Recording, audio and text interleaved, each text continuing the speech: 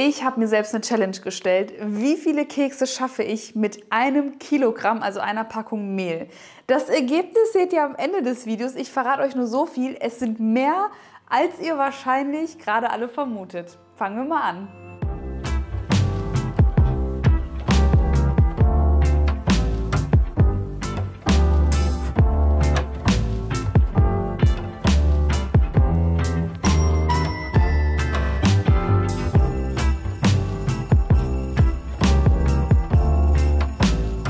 Ich schreibe euch natürlich wie immer alle ganz genauen Mengenangaben hier unten in die Videobeschreibung und ich starte jetzt hier mit Butter. Ihr könnt auch Margarine nehmen, wenn ihr möchtet, und die sollte wirklich zimmerwarm sein, also gut eine Stunde vorher aus dem Kühlschrank nehmen und dann gebe ich das jetzt hier in die Rührschüssel meiner Küchenmaschine. Da dürft ihr natürlich auch euer Handrührgerät benutzen. Da fragen immer noch ganz viele nach. Es dauert dann halt wirklich nur 2 Minuten länger. Und da gebe ich dann noch Zucker mit dazu, Vanilleextrakt und gleich noch eine richtig ordentliche Prise Salz, denn die hebt nochmal den süßen Geschmack.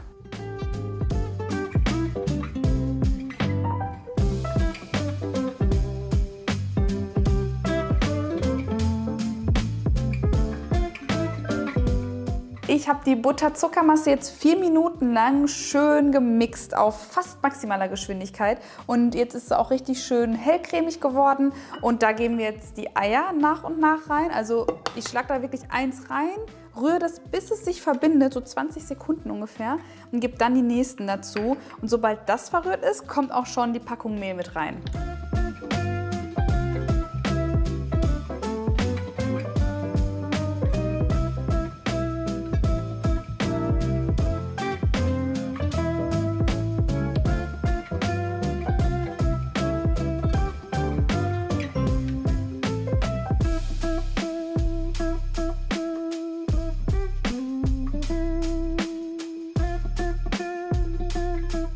Der Teig ist fertig, der ist sehr weich, der klebt aber auch gar nicht an der Oberfläche. Habe ich mein ganzes Mehl verbraucht? Ja, das knete ich jetzt hier auch noch ein, denn der darf ruhig noch so ein bisschen was. Ihr habt aber natürlich auch, je nachdem, wie groß die Eier sind, die Möglichkeit, mit ein bisschen Milch nachzuhelfen, falls ihr merkt, der ist zu trocken. Weil wenn ihr zum Beispiel kleine Eier verwendet, dann könnt ihr noch so einen Esslöffel Milch dazugeben. Bei mir war das jetzt aber überhaupt nicht nötig. Ich mache es jetzt so, dass ich diesen riesen Teig einmal in der Hälfte durchteile, damit ich es einfach besser verstauen kann im Kühlschrank, und dann schön flach andrücken, in Frischhaltefolie wickeln und dann, je nachdem wie kalt euer Kühlschrank eingestellt ist, so 1 bis 2 Stunden noch mal richtig schön durchkühlen lassen.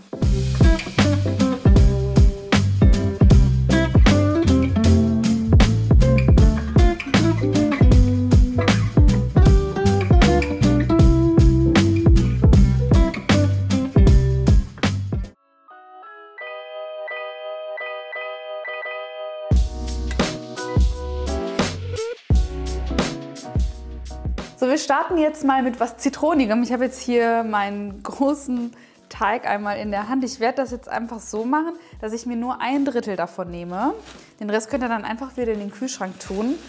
Und damit es halt zitronigen Geschmack bekommt, entweder gleich Zitronenschalenabrieb reingeben. Das funktioniert nur mit ungespritzten Zitronen, also nur mit Bio-Zitronen. Ich habe leider keine Bio-Zitronen da, wo ich immer welche da habe. Aber ihr könnt alternativ auch Zitronenpaste nehmen, verlinke ich euch gerne, gibt es nämlich bei mir im Shop. Oder halt, wie gesagt, einfach den Schalenabrieb da jetzt gleich mit einkneten.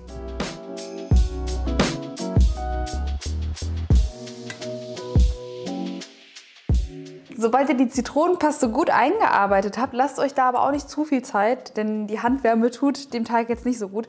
Könnt ihr das Ganze auch schon abstechen, traubengroß, würde ich jetzt mal sagen.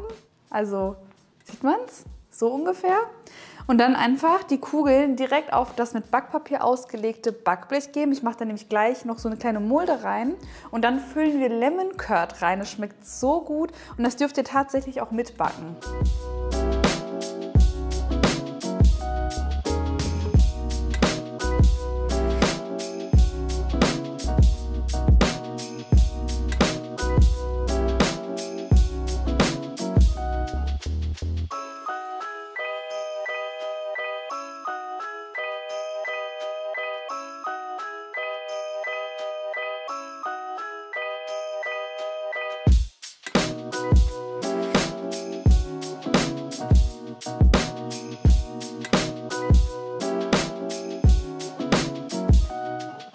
Die Lemon Curd Plätzchen werden jetzt im vorgeheizten Backofen bei 180 Grad Ober- und Unterhitze für 10 bis 12 Minuten gebacken. Sie dürfen auch noch ein bisschen hell bleiben, damit sie nicht zu trocken werden.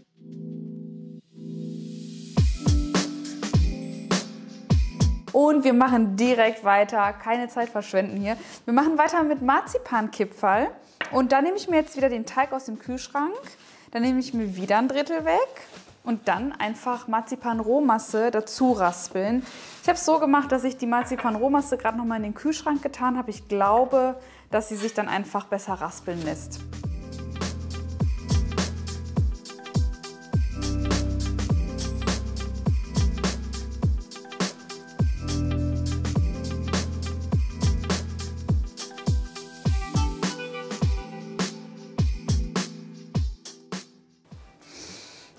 Der riecht gut. Ihr müsst auch mal an euren Teigen riechen, Leute. Riecht komplett nach Marzipan. Und jetzt einmal einen ganz langen Strang formen. Ich kann das auch einmal halbieren, sonst wird das zu lang. Und dann nehmt euch einfach eine Teigkarte oder alternativ ein Messer und stecht euch schon mal immer gleichmäßig große Teile ab. Und dann einfach formen. Einfach Kipferl formen. Aufs mit Backpapier ausgelegte Backblech natürlich wieder legen und anschließend werden sie gebacken und ich tunke sie später noch in Kuvertüre.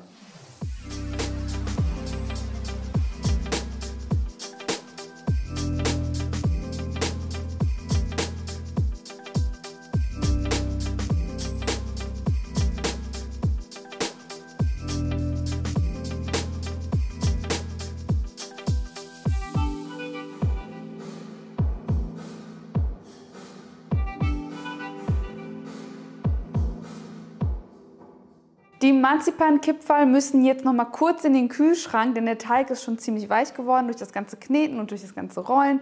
Und damit sie nicht verlaufen, einmal ganz kurz kühlen für 10-15 Minuten und dann auch bei 180 Grad Ober- und Unterhitze für 10 bis 12 Minuten backen. Ich lasse sie dann vollständig auskühlen und nehme dann, wie gesagt, noch meine Kuvertüre, werde sie in der Mikrowelle einfach schmelzen und dann die Spitzen noch mal reintunken.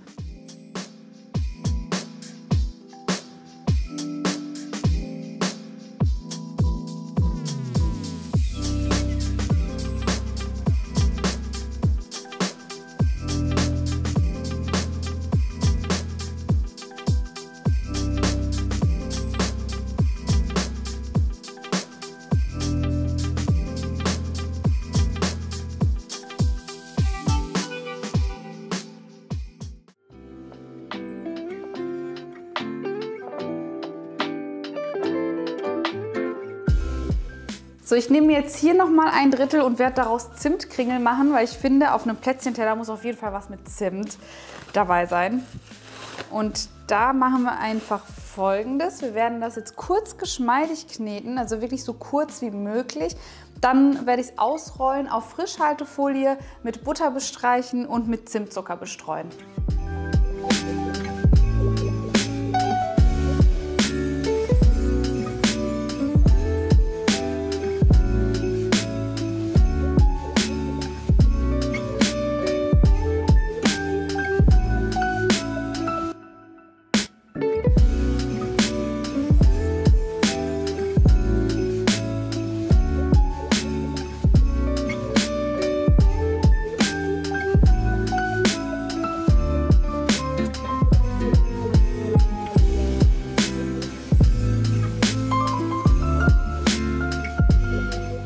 Der Grund, warum wir das direkt auf der Folie ausgebreitet haben, ist einfach der, dass man es viel einfacher aufrollen kann.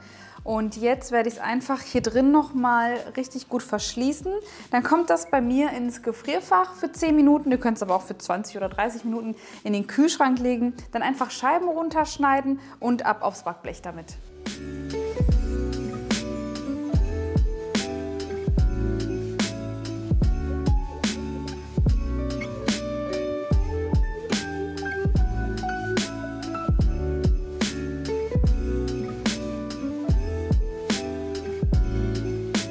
Die Backzeit für die Zimtkringel beträgt ungefähr 11 bis 12 Minuten. Ihr müsst natürlich immer ein Auge drauf haben, bei gleicher Temperatur übrigens, 180 Grad Ober- und Unterhitze. Achtet halt darauf, dass sie nicht zu dunkel werden, denn dann werden sie halt trocken.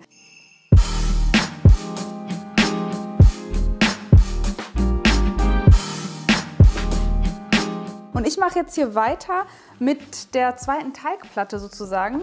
Und da nehme ich mir jetzt gleich erstmal, ja, gut die Hälfte würde ich schon fast sagen. Und werde mir den in Kakaobraun einfärben. Das heißt, ich nehme Backkakao. Das ist der stark entölte Kakao, also nicht der Trinkkakao. Und da könnt ihr dann auch noch immer ein bisschen Milch mit dazugeben, weil der ist halt sehr trocken und verbindet sich besser, wenn ihr dann schlückchenweise noch ein bisschen Milch dazugebt.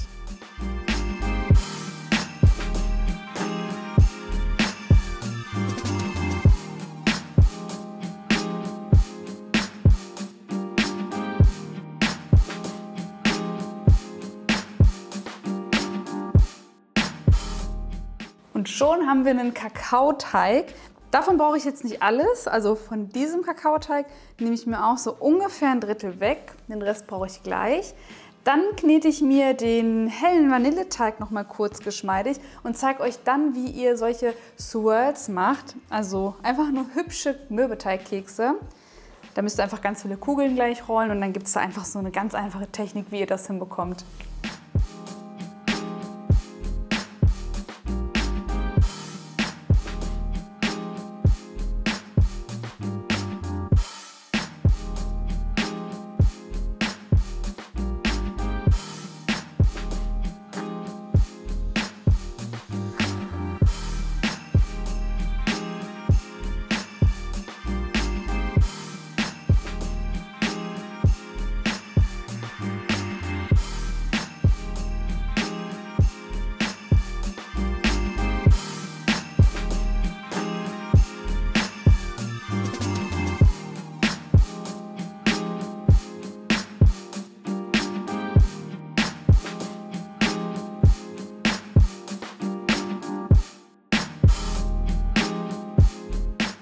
Die Cookie Swirls wandern jetzt bei 180 Grad Ober- und Unterhitze für ca. 15 Minuten in den Backofen. Die brauchen auch keine Kühlzeit vorher, das ist alles kein Problem. Ich habe sie vorher noch so ein bisschen flach angedrückt.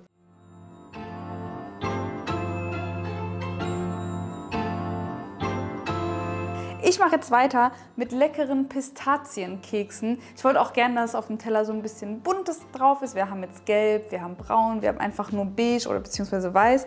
Und was Grünes darf nicht fehlen. Da nehme ich jetzt meine Pistazien. Das sind übrigens die aus dem Shop aus Gaziantep. Verlinke euch alles unten in die Infobox. Die gebe ich jetzt in meinen Mixer. Falls ihr so einen Mixer nicht habt, einfach mit einem Nudelholz in einen Gefrierbeutel draufhauen, bis es richtig schön klein wird oder richtig fein hacken. Das funktioniert auch. Hauptsache, sie werden klein.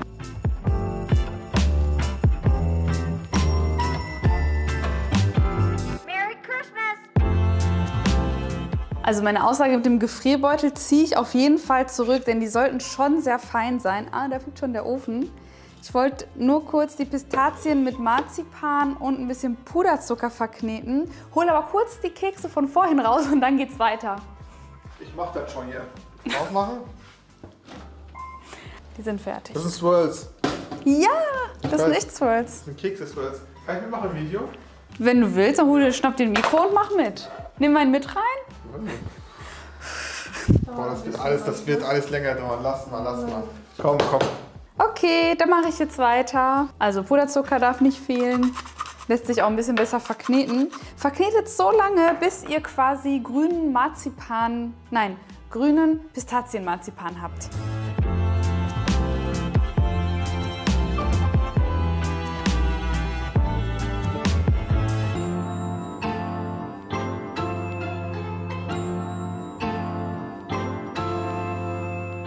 Jetzt habe ich mir aus hellem Mürbteig ich habe mir diesmal eher so rechteckig ein bisschen das Ganze ausgerollt, aber wieder unter der Frischhaltefolie. Das heißt, wir rollen gleich wieder auf, wie bei den Zimtschneckchen. Wie habe ich es jetzt genannt? Ich weiß es gar nicht mehr. Auf jeden Fall müsst ihr euch nicht so viel Mühe geben, denn am Ende wird es sowieso hübsch und man sieht gar nicht, wie ihr das ausgerollt habt. Ich nehme jetzt hier meinen Marzipanstrang. Werde den doch noch ein bisschen dünner rollen. Dann gebe ich den in die Mitte, roll das Ganze auf und dann werde ich es nochmal für 10 Minuten ins Gefrierfach geben, weil ich finde, man kann es dann einfach besser durchschneiden.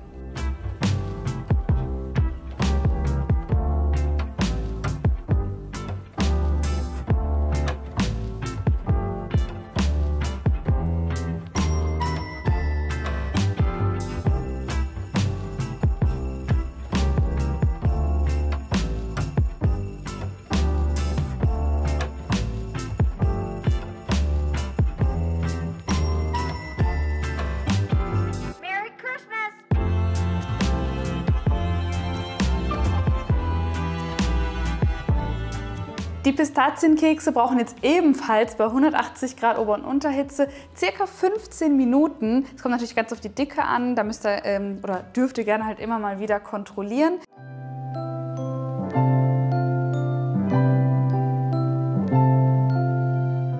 Ich mache jetzt weiter mit unseren letzten Plätzchen. Ich habe hier ja noch Kakaoteig und das werden Mandelplätzchen. Da habe ich jetzt hier gemahlene Mandeln.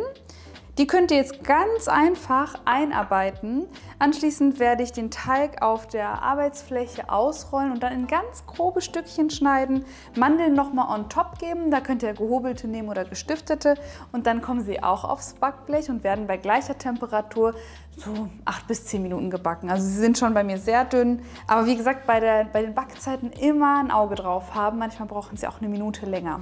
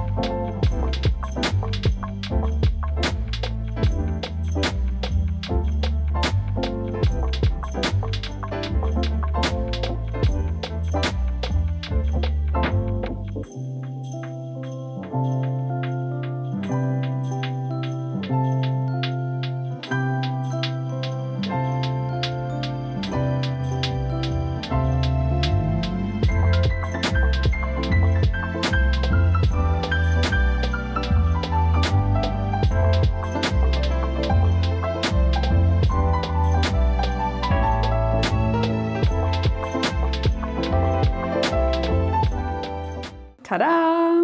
Wie viele Kekse sind das? Also auf dem Teller weiß ich es nicht, aber insgesamt habe ich 250 Kekse Ja, rausbekommen. ist ja nur 250. Rate mal, wie viel Mehl ich gebraucht habe für 250 Kekse. Keine Ahnung. Ungefähr. 2 Kilo? Nein. Keine Ahnung, ich Ein kenn mich Kilo? 1 Kilo. Aber fast, ne? Ja, fast. Die Hälfte. Fast. Also aus einem Kilo Mehl bekommt ihr jetzt nach dem Rezept echt 250 Kekse. Damit könnt ihr so viele Familien beschenken oder selbst vernaschen. Ich kenne das auch von marokkanischer Hochzeit, wo dieser ganze Tisch voll ist, ne? Ja, da gibt es auch mal verschiedenste Kekse. Also, ich muss sagen, schnappt ihr ein. Ich schnapp mir den ich am ersten auf einer Hochzeit essen würde. Okay. Ja, mit Schoko. Wusste ich. Und ich bin voll der Zitronenfan. Mürbe. Also der Teig ist heftig zart, wirklich. Und auch nicht so, dass er hart, also so schwer. Guck mal, Ja. der knackt direkt. Der knackt. Hättest du eigentlich direkt am Mikrofon so ASMR machen müssen. Oh, wo ist die Mandel hin? Da! Mann. Hier. Boah, lecker. Hast du toll gemacht, die Mandel. Dankeschön. So, ich würde sagen, macht es gerne nach. Macht es unbedingt sogar nach. Und ich freue mich über eure Fotos auf Instagram. Richtig geil. Ich kann es geil abschließen. Jetzt ein Kaffee, ein paar Kekse und der Abend ist gerettet. Jawohl, Hamza. Wir haben es zwar 12 Uhr morgens, aber der Abend ist auf jeden Fall gerettet. Das ist übrigens gerade der nächste Tag. Also, ich wünsche euch ganz viel Spaß beim Nachmachen und wir sehen uns dann beim nächsten Rezept. Tschüss!